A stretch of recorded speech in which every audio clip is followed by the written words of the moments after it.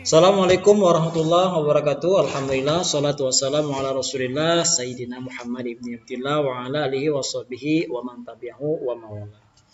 Alhamdulillah Nanda, pada kesempatan kali ini kita dapat bertemu kembali dalam video pembelajaran daring. Semoga Ananda dalam keadaan sehat walafiat ya. Jangan lupa untuk selalu menjaga jarak, rajin cuci tangan, dan selalu patuh dan taat kepada perintah Allah, yaitu rajin melaksanakan sholat 5 waktu ya Nanda. Baiklah, pada kesempatan kali ini Bapak akan menyampaikan materi Akhlak terpuji terhadap binatang. Pada hakikatnya, Islam mengajarkan kepada umatnya untuk menyayangi binatang dan melestarikan kehidupannya. Di dalam Al-Quran, beberapa kali disebutkan nama-nama binatang dalam rangka menceritakan kisahnya ataupun dijadikan sebagai permisalan supaya menjadi pelajaran bagi umat manusia. Allah Subhanahu wa Ta'ala mewahyukan kepada lebah untuk membuat sarang-sarang di perbukitan, pepohonan, dan bangunan-bangunan yang dibuat manusia. Hasil utamanya adalah madu yang bermanfaat sebagai obat. Demikian juga dengan laba-laba. Walaupun memiliki rumah yang rapuh dan mudah rusak, namun Allah telah memuliakan binatang kecil ini untuk menolong hambanya yang mulia, Nabi Muhammad SAW, saat berada di Gua Thur bersama Abu Bakar As-Siddiq dari kejaran musuh-musuhnya. Al-Quran juga menyebut hewan ternak sebagai berikut. Bismillahirrahmanirrahim. Wa inna lakum fil an'ami la'ibrah. Nusqikum mimma fi butuniha walakum fiha manafi'u katsiratu wa minha ta'kulun.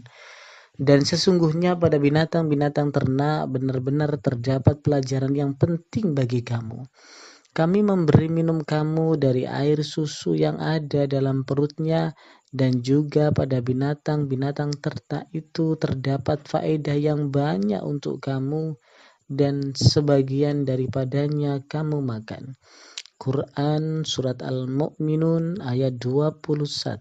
Banyak sekali manfaat hewan tersebut, misalnya sebagai tabungan hidup, alat tenaga kerja, alat transportasi, atau sebagai penghasil biogas, pupuk organik, dan sebagai hewan peliharaan kesayangan. Seorang muslim hendaknya memperlakukan hewan dengan kasih sayang karena Allah dengan berpegang pada etika dan adab berikut. Yang pertama, memelihara binatang tanpa menyiksanya.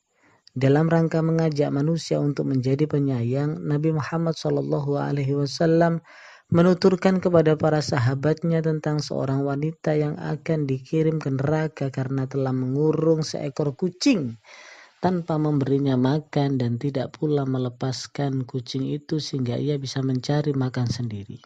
Yang kedua, tidak memisahkannya dari induknya jika masih kecil.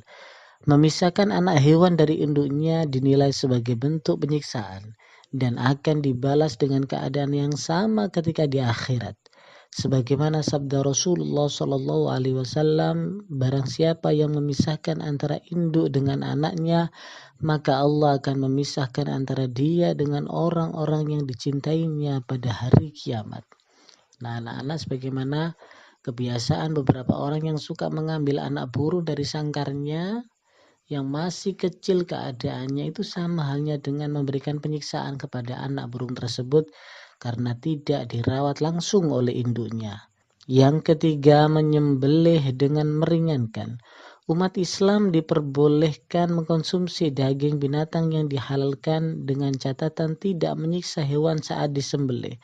Seperti disabdakan Rasulullah SAW, Allah menyuruh kita agar terampil dalam segala hal, sehingga jika kamu membunuh maka bunuhlah dengan baik, dan jika kamu menyembelih binatang maka lakukanlah dengan baik.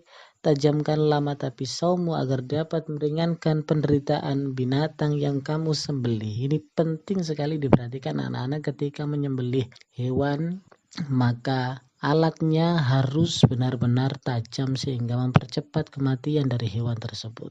Dilarang mengadu binatang. Islam mengajarkan pada umatnya untuk menyayangi binatang dan melestarikan kehidupannya. Dan bahwa adu domba dan sabung ayam merupakan perbuatan terlarang. Nabi Shallallahu Alaihi Wasallam melarang manusia melakukan hal-hal kejam seperti mengadu binatang. Yang kelima, tidak buang air pada lubang hewan. Tidak boleh buang air di lubang-lubang tanah agar tidak menyakiti hewan-hewan yang tinggal di dalamnya. Dalam hadis dinyatakan dari Qatadah berkata bahwa Nabi Muhammad SAW telah melarang kencing pada lubang hewan. Barangkali di sana ada hewannya, nanti akan menyakitinya. Yang keenam, boleh membunuh hewan yang mengganggu. Ada beberapa hewan yang diperbolehkan syariat untuk dibunuh. Hewan-hewan itu seperti anjing buas, ular, kalajengking, tikus, gagak, raja wali, cicak atau tokek, dan lain sebagainya. Hewan-hewan ini adalah hewan yang bermadharat bagi manusia dan demi kemaslahatan diperbolehkan bahkan diperintahkan untuk membunuh hewan-hewan tersebut. Demikianlah anak-anak penjelasan singkat tentang akhlak terpuji terhadap binatang. Mudah-mudahan kita semuanya bisa menyayangi dan memperlakukan binatang sebagaimana mestinya.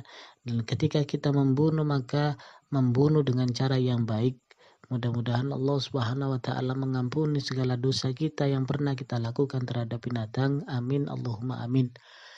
Demikianlah pembelajaran kita pada hari ini.